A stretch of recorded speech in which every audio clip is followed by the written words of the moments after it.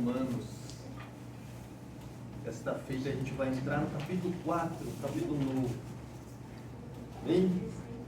Romanos 4, do verso 1 a 8, nós vamos estudar hoje. Todos encontraram? Amém? Romanos 4, do verso 1 a 8. Diz assim: Que, pois, diremos ter alcançado Abraão, nosso pai, segundo a carne? Porque se Abraão foi justificado por obras, tem de que se gloriar, porém não diante de Deus. Pois que diz a Escritura?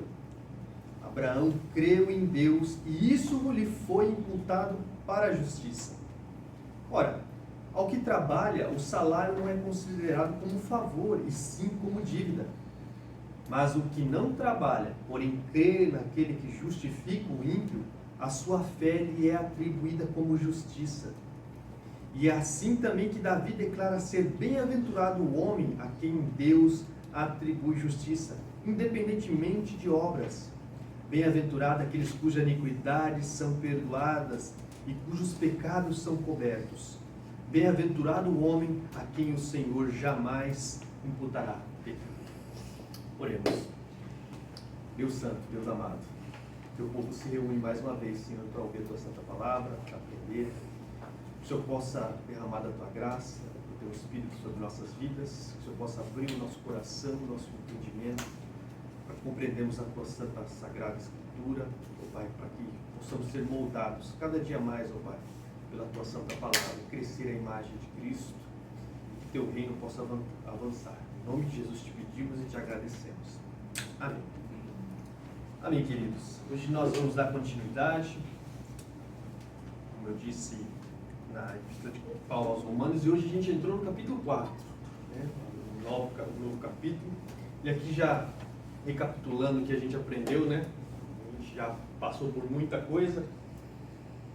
Eu tenho que repetir várias vezes para vocês encaixar sempre na cabeça, né? Paulo, primeiramente ali no capítulo 1, ele começou já a falar da perdição da raça humana, de todos os homens, né?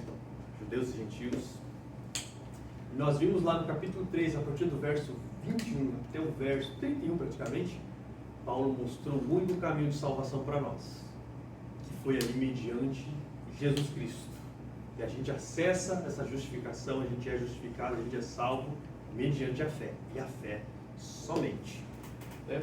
E agora no capítulo 4, Paulo ele vai dar exemplos lá no Antigo Testamento da justificação pela fé.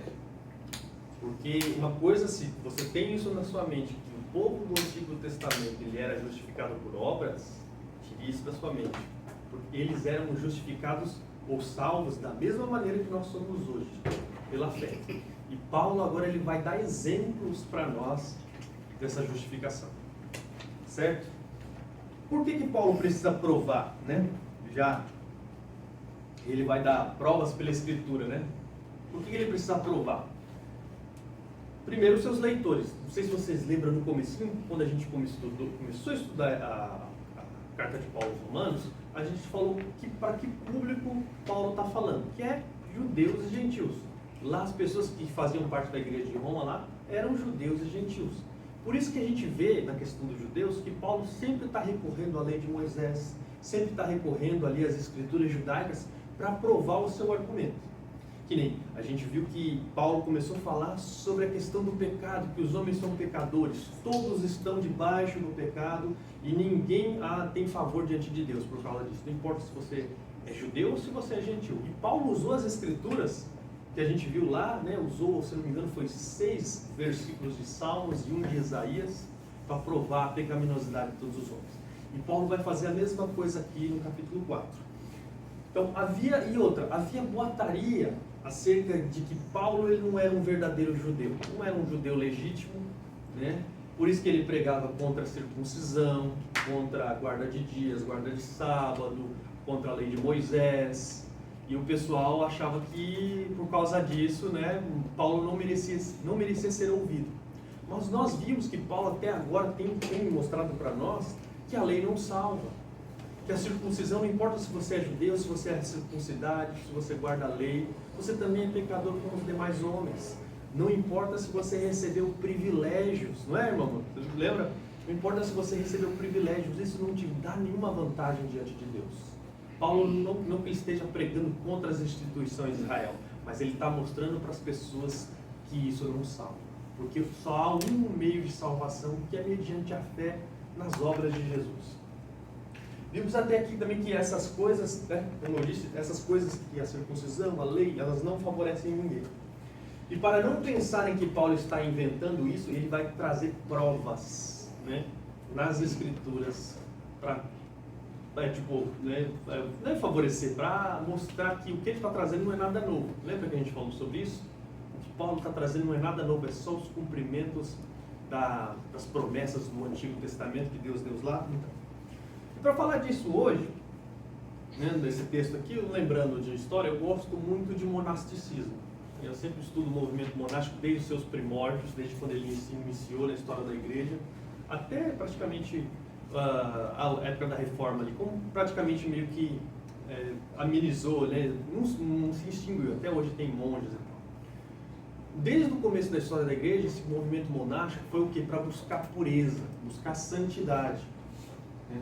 E o pessoal se isolou do mundo, porque o mundo para eles não prestava mais. O mundo, né?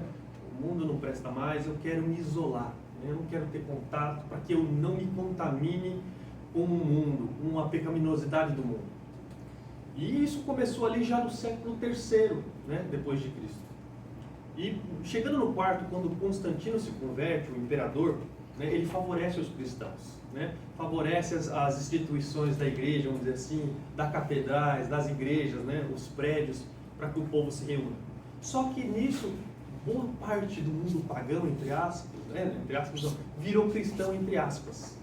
Pessoa, é o que a gente chama de crente nominal, sabe? Então, todo mundo que não era cristão, de uma hora para outra se tornou cristão. Só que trouxe para dentro da igreja coisas do paganismo e tal. E praticamente as pessoas que eram crentes de verdade viram que a igreja não era mais a mesma, a igreja não era mais santa, não era mais, né, pura. Então o que fizeram? Se isolaram nos desertos, nos morros, nas montanhas. Para quê? Para buscar a Deus, buscar essa santidade pessoal. Né? O primeiro movimento, que é o anacoreta, que é um monge de um sozinho, não deu certo, muito certo. Aí depois começou-se o movimento dos cenobitas, que é em grupo, né? Que eu acho que vocês conhecem os monges por isso, né? Sempre vê monge em grupo e tal, assim, não sozinho. Né? O que acontece? O monasticismo, ele começou com ideais bons, né, maravilhosos, buscando santidade, mortificação da carne, buscar mais a Deus, estar na presença de Deus e tal. Só que, ao passar do tempo, ele começou a degringolar. Por quê? Porque o que aconteceu? A salvação é com base naquilo que a gente faz.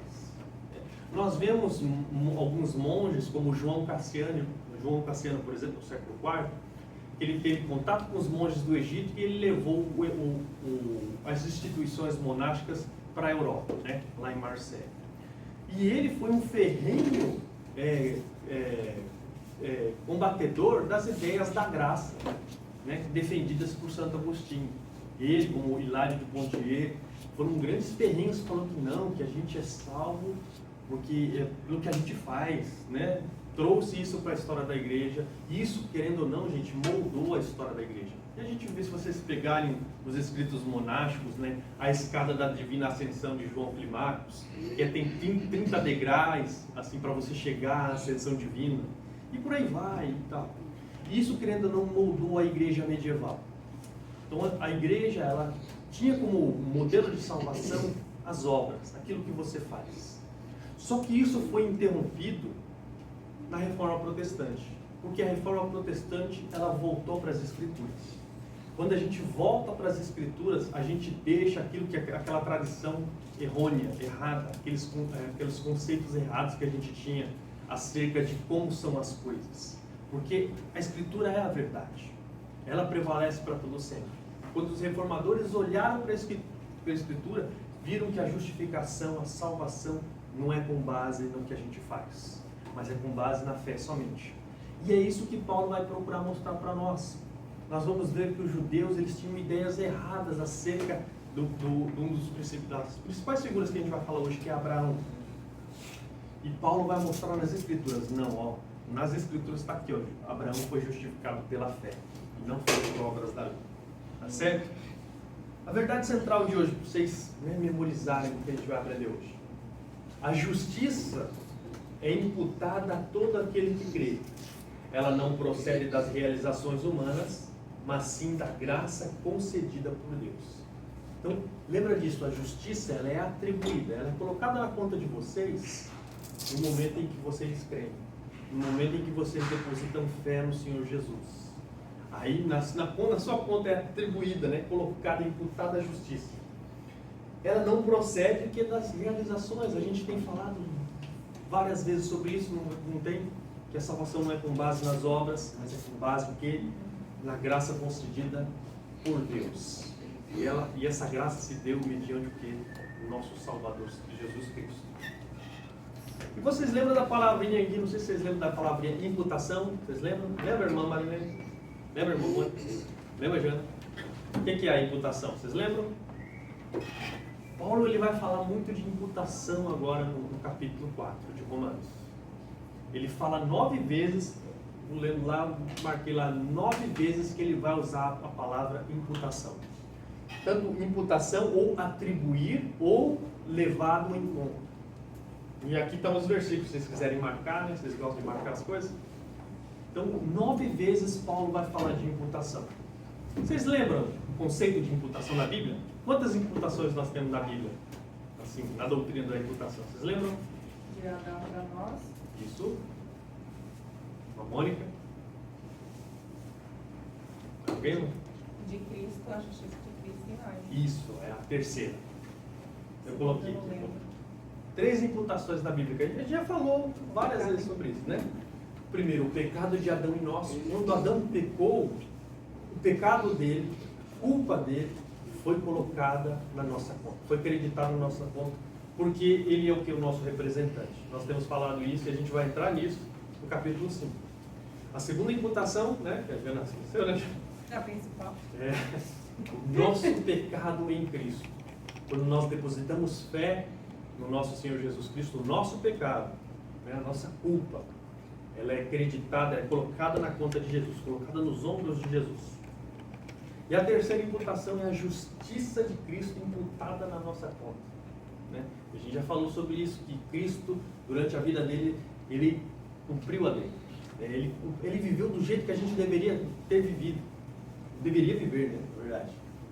Ele tem crédito, ele tem justiça. E essa justiça é acreditada na nossa conta. Então é isso que nós vamos falar hoje. A gente vai falar bastante no capítulo 4 sobre imputação, para vocês memorizarem aí, né? O intuito de Paulo aqui, o intuito de Paulo na passagem que está diante de nós é dar exemplos da justificação pela fé através de personagens do Antigo Testamento. Ele vai falar de 2 pessoas, se vocês prestarem atenção, ele vai falar de Abraão. E a gente leu até totalmente inteiro, né? O Salmo 32, que é um salmo de Davi, falando sobre isso também. Veja aí no verso 1, capítulo 4, verso 1, diz assim: que pois diremos ter alcançado Abraão, nosso pai segundo a carne? Paulo aqui, gente, ele já direciona a mente dos seus leitores para a figura de Abraão. Quem foi Abraão? Quem pode dar uma definição de Abraão? Pai da fé.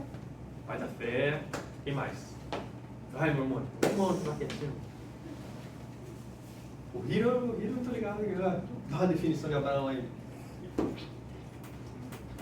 É o nosso pai, não. A fé. Já falar bastante disso aí, velho. A fé? A fé? Não, o pai da fé. Quem foi Abraão? Quem foi Abraão? Lembra de Abraão? Não lembra de Abraão? Mas tá certo. Quem foi Abraão, gente? Abraão, primeiramente, na mente dos judeus, ele é o pai da nação israelita. Pai da nação judaica. Primeiramente, ele era um pagão, qual Deus se revelou a ele, tirou ele lá de Ur dos Caldeus, deu uma promessa que ele ia ser pai de muitas nações, por através dele o mundo todo ia ser abençoado, todas as famílias da terra. Deus tira ele de Ur dos Caldeus e manda para Canaã, a terra que ele queria de dar aos descendentes de Abraão. Então, quem foi Abraão? Abraão, primeiramente, na mente do judeu, é o pai da nação. É como se fosse um herói nacional, né? Ele é o nosso ancestral, né? O por ele, Deus se deu a conhecer a nossa nação. Então, essa era a visão, praticamente, assim, principal que as pessoas tinham de Abraão. Mas algumas pessoas tinham concepções meio que erradas acerca de Abraão. Que concepções era essa? Acerca de como ele foi justificado diante de Deus. Muitos pensaram que Deus tinha dado uma revelação especial a Abraão, da lei, e por ter essa lei, Abraão ele cumpriu toda ela. E ele foi justificado por essa lei, pelas obras que ele fez. E os judeus, os rabinos, eles usavam sempre o Gênesis 22, verso 15 a 18, e o capítulo 26, do 2, assim, que fala ali que ele guardou a lei. Só que antes disso, é a pergunta, Abraão foi justificado por obras? A lei foi 400 anos depois. Depois, né? Muito tempo depois. Nós vemos que no verso 15, que é o que a gente vai ler aqui, que Paulo vai citar, que Abraão ele foi justificado por quê? Pela fé. A justiça foi imputada na conta de Abraão por causa do ato de fé que ele teve para com Deus. Ele creu em Deus e isso foi lhe imputado com justiça. Paulo traz uma resposta hipotética, né? Vamos ver, se Abraão foi justificado por obras, no verso 2 ele traz uma resposta hipotética. Qual que é? Porque se Abraão foi justificado pelo quê? Por obras, tem de se gloriar. Se Abraão foi justificado por obras, ele tem de se gloriar, não tem? Só que nós vimos, né? Antes de terminar o capítulo 3, nós vimos que o Evangelho, ele exclui o quê? A vanglória, lembra? A jactância, né? A vanglória, nós não temos nada, porque nós não realizamos nada. Nós não temos favor nenhum diante de Deus por aquilo que a gente faz. Tudo se dá pela graça. Mas o pensamento hipotético é esse: se Abraão ele foi justificado por obras, ele tem do que se gloriar. Porque ele fez, não é? Quando a gente faz, foi o que fiz. Foi com as minhas mãos. Foi com o meu empenho, não é? Então ele teria do que se gloriar diante de Deus. Só que o que Paulo fala?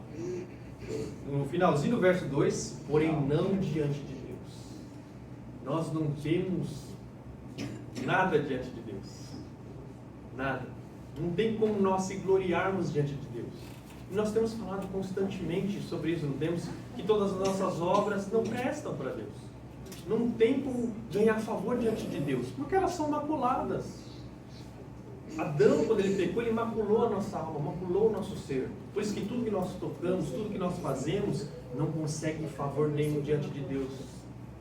Então não temos como se gloriar, né, irmã, diante de Deus, pelo que a gente faz. Por que ninguém pode se gloriar diante de Deus? Por quê? Porque somos pecadores. Porque somos indignos. Porque somos filhos de Adão. Porque tudo que a gente toca, a gente macula. Então não temos glória nenhuma, não temos do que se gloriar, do que se vangloriar, porque nós não conseguimos atingir o padrão perfeito que o nosso Senhor exige de nós. E qual que é a resposta da Escritura? A gente vê no verso 3. No verso 3 ele fala: pois que diz a Escritura? Então, Paulo já... Abraão foi justificado por obras? Não, o que diz a Escritura? Vamos ver. Pois que diz a Escritura? Abraão creu em Deus e isso foi lhe imputado para a justiça. E aí a citação de Gênesis 15:6. Muito antes, Abraão já tinha sido justificado, não foi pela obediência. Não foi por aquilo que ele fez posteriormente, mas foi pelo ato de fé lá atrás, lá em Gênesis 15, que Deus acreditou na conta dele justiça, pela fé.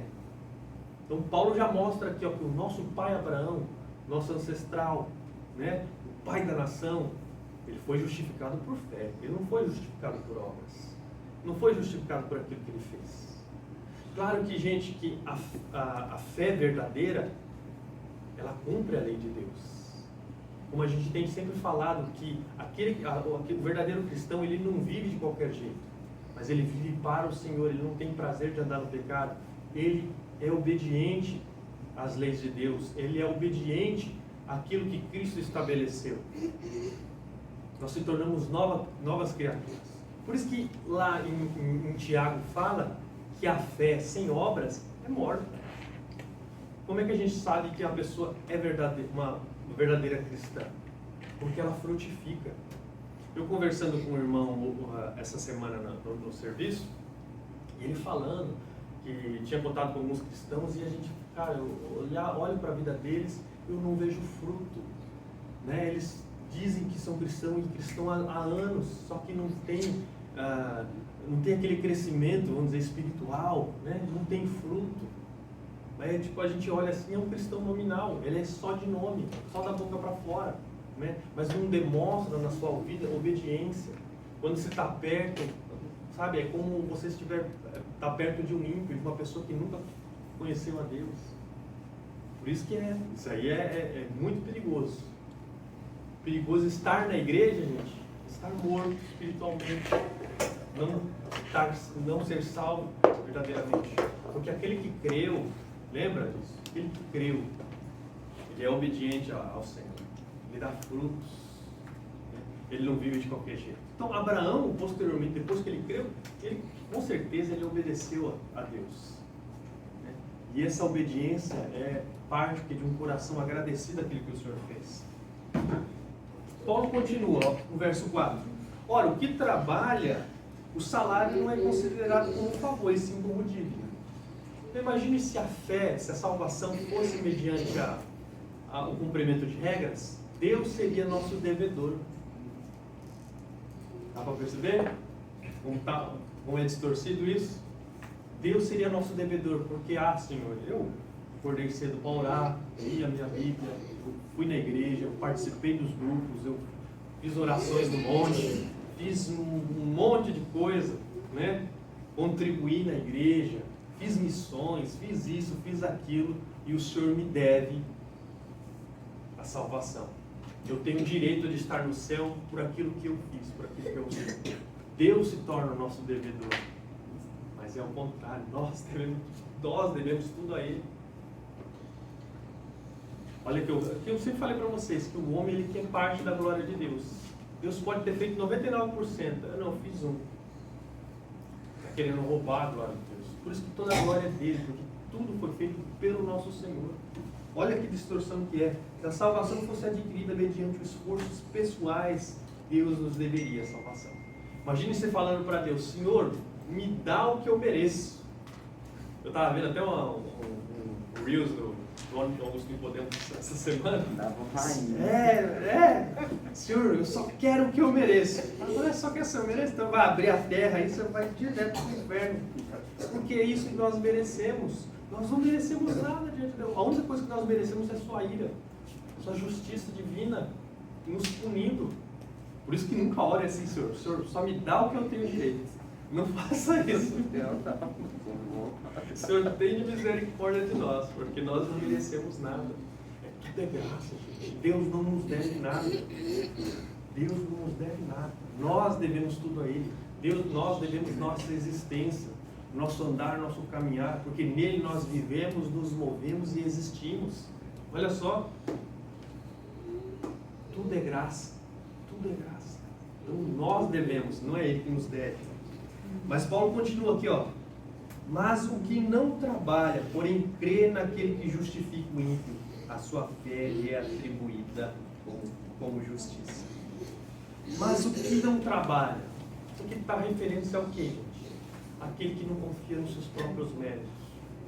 Aquele que tem certeza de que se deixasse nas suas mãos, o destino seria inferno.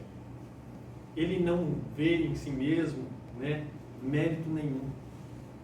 Ele vê o que? Nos seus membros o que? É uma pessoa que não procura se justificar mediante seus próprios esforços, pois ele sabe que jamais conseguirá. Ele aguarda naquele em que verdadeiramente pode justificar Deus. Ele espera em Deus, ele aguarda em Deus a sua justificação, a sua salvação. Porque ele sabe que se dependesse dele, ele não ia chegar aos céus. Os portões não iam se abrir.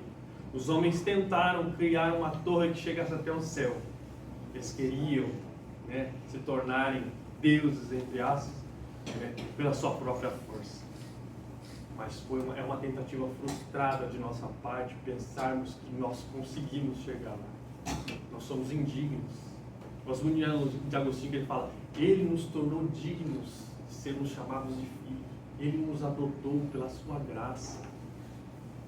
Como eu posso pensar que eu posso ser algo diante dele? Eu não sou nada. Eu sou uma criatura criada por ele e uma criatura caída que se rebelou contra ele. Tudo que eu mereço é a sua ira. Tudo que eu mereço é a condenação. Mas ele vem até nós e nos acomete de graça, nos torna bem-aventurados mediante a sua obra salvadora em seu Filho.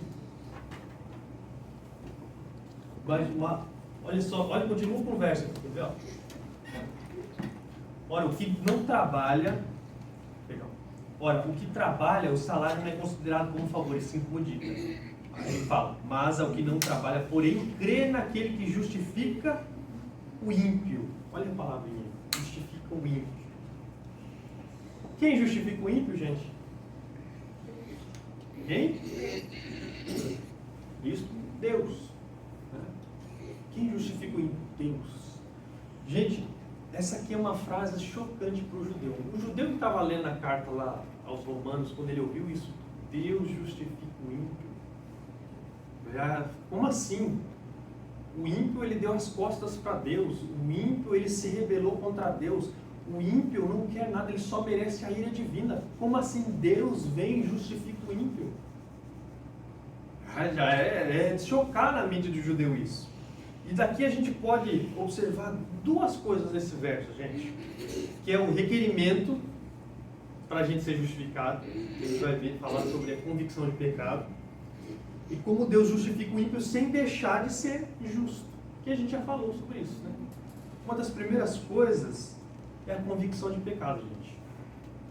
Deus justifica o ímpio. A gente tem que ter a noção que nós éramos ímpios. Nós éramos pecadores. Nós éramos os transgressores, os rebeldes contra Deus. Somente aqueles que abandonam todo o senso que são alguma coisa e notam que são pecadores, miseráveis, merecedores da sua justa ira de Deus, são candidatos à justificação. Só essas pessoas que veem em si mesmo, que não prestam, que são pecadoras, que estão doentes, essas aí são candidatas a serem justificadas por Deus. O que Jesus falou lá? Até coloquei. Confira Lucas 5, do verso 31 a 32. O pessoal falou, Jesus está comendo com prostitutas, pecadores, publicanos. O que ele falou? Os sãos não precisam de médico. Eu não vim chamar justos, mas pecadores ao arrependimento.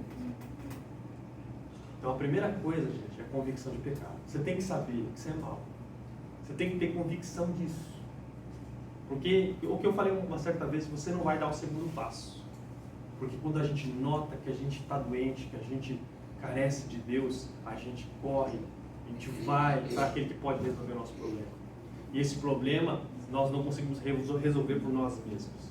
Aí que a gente se atira, né? Nossa confiança naquele que pode nos resgatar, nos salvar, Cristo. Por isso que eu falei que a lei é maravilhosa para isso. Quando a gente é confrontado com a lei, a gente vê que a gente não é bom. A gente vê que a gente é miserável diante de Deus. Aí ela aponta para aquele que cumpriu. Ela aponta para Cristo. Aponta para o justo. Aponta para o perfeito. E nós vimos que Ele, através da sua justiça, Ele nos cobre com a sua justiça. Acredita em nossa conta. É atribuída em nossa conta a sua justiça. Segundo, como Deus pode justificar o ímpio? Porque judeus justificam o ímpio. Como assim? Se Deus varresse o nosso pecado para debaixo do tapete, hein? Haja tapete. Mas Deus se tornaria injusto, gente. Deus não pode fazer isso. O pecado merece punição, merece ser punido. Mas a Escritura fala que Deus justifica o ímpio, mas nós sabemos como Deus justifica o ímpio. Ele não varre nossos pecados para debaixo do tapete. Ele pune os pecados. E o pecado é punido em alguém. Nosso Senhor Jesus Cristo. É o que a gente falou de morte vicária, morte substitutiva. Que Ele nos substitui na cruz. A violenta ira de Deus cai sobre o Filho em nosso lugar. Para Deus não punir a nós, Ele pune o seu próprio Filho. Morte substitutiva. Só assim, nosso pecado pôde ser expiado. Só assim ele podia nos justificar. Deus justifica o ímpio. Não entrava na mente do judeu isso. Só que Paulo está mostrando aqui que Deus justifica o ímpio mediante Cristo, mediante o nosso Senhor e Salvador. Ele não nos concede justiça com base em nossos próprios méritos, mas com base nos méritos de seu Filho. Assim seu caráter permanece imaculado. Por isso que a gente falou que Deus é justo, porque ele puniu o pecado. Lembra no verso, foi no verso 26, não foi? Agora eu não lembro, acho que foi 26 do capítulo 3. Ele é justo e justificador. Justo porque ele puniu o pecado. O pecado não ficou sem punição. O pecado foi punido em alguém, e esse alguém é o nosso Senhor Jesus Cristo. E ele tornou o justificador por quê? Porque ele que trouxe o sacrifício, ele que enviou o Filho, ele que trouxe o meio pelo qual nós somos religados com ele. Então, por isso que o caráter de Deus permanece imaculado.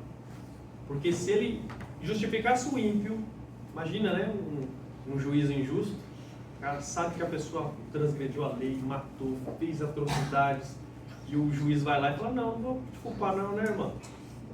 Pode passar, né? Esse juiz se torna tão injusto quanto aquele assassino, aquela pessoa que cometeu aquelas atrocidades. Então Deus não fez isso. Deus, o seu caráter permanece imaculado porque ele puniu o pecado em alguém. Paulo continua. Mas ao que não trabalha, porém crê naquele que justifica o ímpio, a sua o quê? A sua fé lhe é atribuída como justiça. Vocês têm que saber também, gente, que a fé não é uma obra, tá? Tem gente que pensa que a fé é uma obra. A fé é um dom de Deus. Nós vimos isso lá em Efésios 2, verso 8. Pela graça sois salvos. O que é graça? Favor imerecido. Não merecemos. Pela graça sois salvos. Aí ele fala, mediante a fé, mostra o canal, que a gente acessa essa graça, essa justificação. Mediante a graça, mediante a fé. Aí ele fala, isso não vem de vós, é dom de Deus. Não é de obras, né?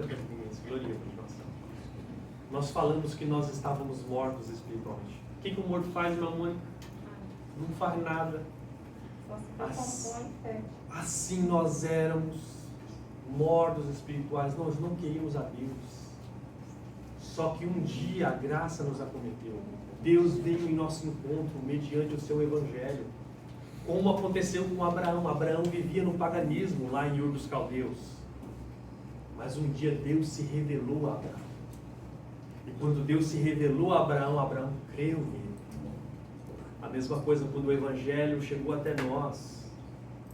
Porque tem até aquele hino, né, com voz suave, Jesus convidando, né? Vem já, alma cansada. Deus veio em nosso encontro através do seu evangelho. Mediante o seu Espírito veio e nos cativou. Nos mostrou a sua graça. E de forma irresistível nós falamos, eu quero, Senhor. Nós se quebrantamos diante do Senhor. Nós tomamos convicção de pecado e a gente se ajoelhou ao pé do Salvador. Assim ocorreu conosco. E jamais, gente, a gente conseguiria ter fé por nós mesmos. Nós não temos força para isso. Somente o Espírito Santo vindo até nós, por esse poder. A gente até falou, lembra? Né? Não me envergonhe do Evangelho, porque ele é o poder de Deus para a salvação de toda a gente. O mesmo poder que nos acometeu foi o mesmo poder que ressuscitou Cristo dos mortos, como diz lá em Efésios 1. O mesmo poder que ressuscitou Jesus foi o mesmo poder que veio até nós e nos tirou da morte. Paulo fala em Efésios 1, vocês estavam mortos nos vossos delitos e pecados, mas ele vos deu vida. Olha só, sou eu então? A fé procede de mim? Nossa, a fé não é uma obra, a fé é um dom de Deus. Ele veio e me deu a fé. Por isso que ele fala aqui, lá em Hebreus fala que ele é o autor e consumador da fé. Então, lembre disso, como ocorreu com Abraão. Deus se revelou a ele e ele creu. Deus se revelou a nós também. Nós cremos. Tudo se deu pela graça. Aqui então Paulo, gente, ele já fecha o argumento concernente a Abraão. E ele traz um outro personagem para a jogada. Quem que é? Vocês lembram? Lembra não? Está ali, ó. É Davi. O rei Davi, aí, irmão, o rei Davi. Quem foi Davi, gente? Quem foi Davi? Sem olhar no slide. Matou Golias. Hã? Matou Golias. Não entendi. Matou Golias. Matou Golias. Oh, boa! Aí sim! Matou Golias. Você estava estudando esses dias aí, ó. Grande rei Davi. O homem segundo o coração de Deus. O maior rei de Israel. Paulo vai direcionar agora a mente dos seus leitores para o rei Davi. Para mostrar que Davi também, ele foi justificado, não foi por aquilo que ele fez, por aquilo que ele foi. E nós sabemos que Davi foi um grande homem de Deus. Um homem segundo o coração de Deus. Porém, nós sabemos que Davi fez muita coisa errada. Foi um péssimo pai, foi um adulto, foi um assassino. Ele escondeu os pecados dele. E nós lemos, vocês leram, né, a abertura de Salmo 32. Quanto eu me calei, os meus ossos. O que aconteceu? Quer ler? Vamos ler? Vamos ler novamente? Salmo 32.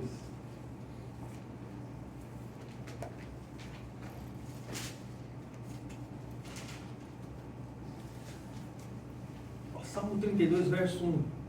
Ele fala: bem-aventurado aquele cuja iniquidade é perdoada, cujo pecado é coberto.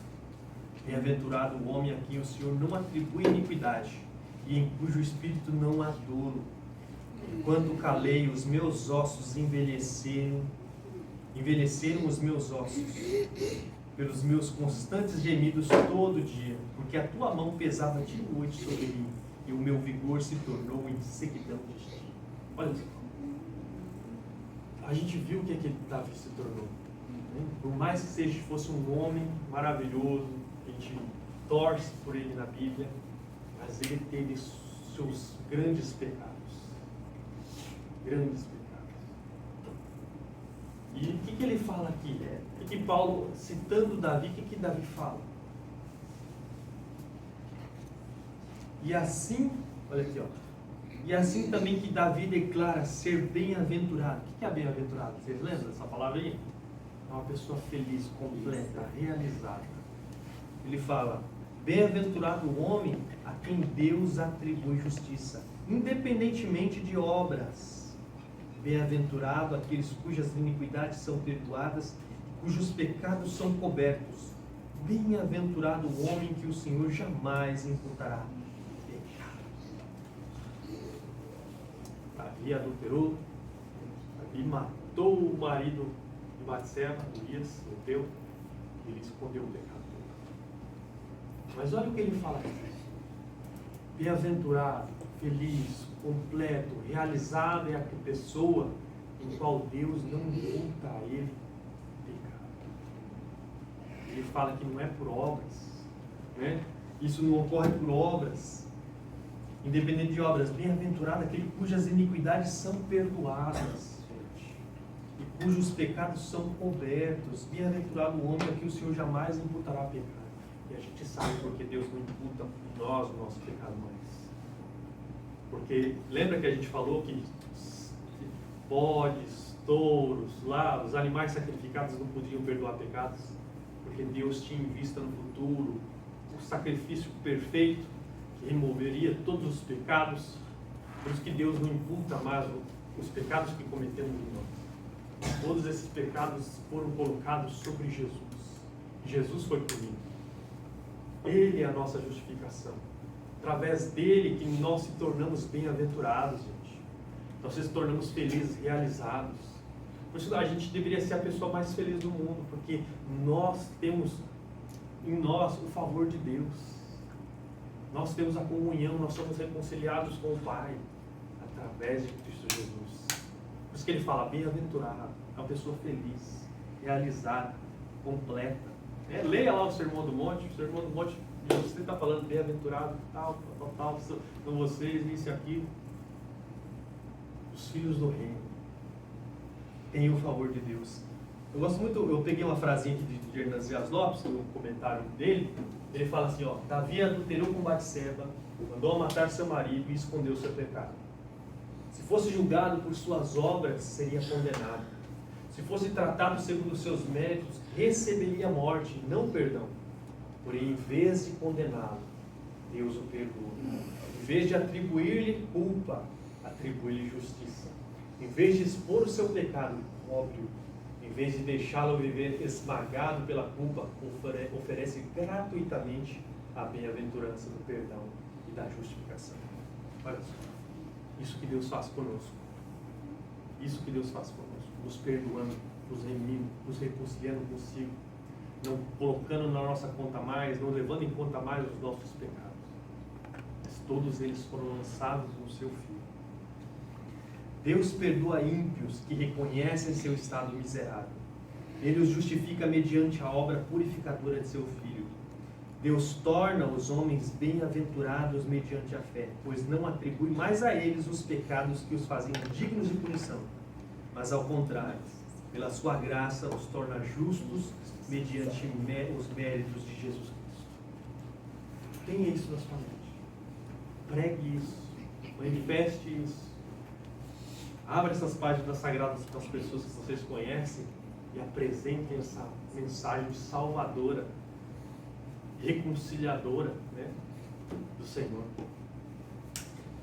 O que você faria com essa mensagem graciosa apresentada a vocês? Deus tem apresentado diariamente, semanalmente, né, no nosso caso. Vocês leem a Bíblia, Deus apresenta diariamente. Mas toda semana aqui nós estamos falando sobre isso, essa mensagem salvadora que Deus nos oferece mediante a fé no seu Filho Jesus. O que você vai fazer com ela? Não guarde ela para si, gente. Fale dela. Deus te deu uma incumbência de falar. Essa semana eu passei quase a semana toda falando sobre Deus, sobre a graça, sobre o Evangelho. Entrou um rapaz novo lá e a gente começou a falar, ele começou a caminhar na fé.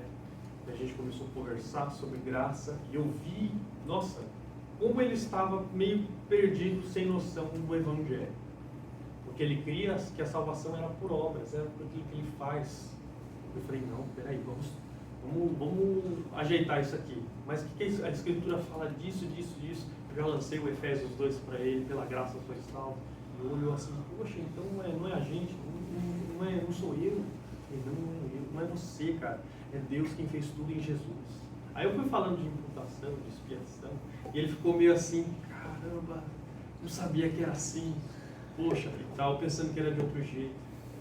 Mas olha só, compartilhe, não fique com isso para você, gente. Se você tem a oportunidade de manifestar essa mensagem salvadora, o faça. Tire essas pessoas deste mundo e façam que dê um meio para ela se reconciliar com o nosso Senhor. É isso que o Senhor quer de nós. Deus nos chama para sermos seus filhos, lavados e remidos pelo sangue de Jesus. Não perca tempo, reconheça, tome ciência de sua pecaminosidade e veja que você não pode ser justificado por suas obras. Lance em tempo oportuno sua confiança naquele que te chama e verdadeiramente te justifica. Olha só, em tempo oportuno. Faça isso em tempo oportuno. Se você não é crente ainda, né, eu creio que todos são, mas se há eu não sei as crianças ainda, né? Mas lance sua confiança em tempo oportuno no seu Salvador. O único que pode resolver o seu problema, como nós falamos em estudos anteriores, né? Um problema que nós não conseguimos resolver, mas Deus resolve por nós. Então, por isso que nós devemos lançar toda a nossa confiança nele. Amém? Coloquei aqui algumas aplicações. A Escritura é a autoridade. Paulo apresenta nas Escrituras a confirmação dos seus argumentos. Aqui vocês não participaram, a gente participou, né? Sobre a questão da bibliologia lá, nós falamos da autoridade das Escrituras. A Escritura é a autoridade suprema. Pode ter tradição, pode ter experiência própria, não importa. A autoridade principal, central, única, é a autoridade das Escrituras. E Paulo faz isso aqui nesse texto. Ele remete à mente dos seus leitores à Bíblia, a palavra final. É Deus quem mostra. Deus mostrou para nós aqui, ó, lá no Antigo Testamento, nosso pai Abraão foi justificado pela fé, não foi por obras. Então o que Paulo está falando para nós aqui é verdadeiro. Nós não somos justos por nós mesmos, mas pela graça mediante a fé em nosso Senhor Jesus Cristo. 2. A salvação não é com base em nossos méritos. Se fosse, Deus seria nosso devedor. Porém sabemos que tudo que se dá é pela graça em Deus. E a fé é um dom de Deus. Nós vimos isso. Lembra? Que a fé é um dom de Deus hoje. Nós não realizamos nada. É Deus que vem até nós pela graça e nos dá o dom da fé para que nós cremos no nosso Senhor Jesus Cristo. Lembre disso também. Por isso que ore. Ore para que Deus dê esse dom a essas pessoas que ainda estão perdidas. E não pense, Senhor, eu morrendo, Senhor.